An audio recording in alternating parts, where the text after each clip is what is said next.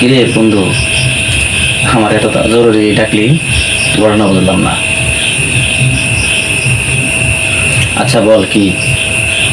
এই BCS cadre হওয়ার পিছনে একটা আমার গল্প আছে জানোস।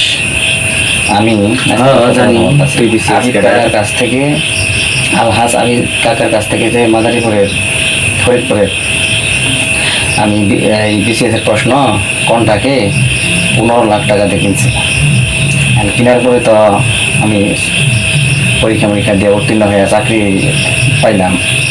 তো এখন বিয়ে শাদি করছি, শ্বশুর বাড়ি থেকে ভালো সম্মান পাই, বউ আমাকে দেখে ভয় পা।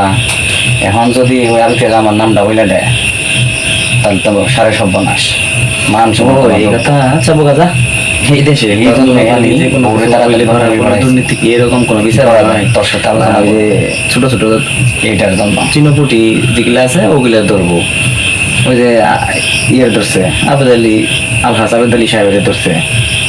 এটা কি মনে করছে যে তদন্ত করে দেখবো যে কারা কারা বুয়া কি এই টাকা দিয়ে প্রশ্নপত্র কিনে পরীক্ষা দিয়ে বিশেষ করার যেগুলো কি ওরা আচ্ছা বন্ধু, দেখবো। এই কথা আবার কাউকে এই বলিস না বুঝছাস। তোর 30তম এরকম বিসিএস থেকে শুরু করে 46তম পর্যন্ত এর মধ্যে 30টা পরীক্ষা, 30টা পদের পরীক্ষা হয়েছে।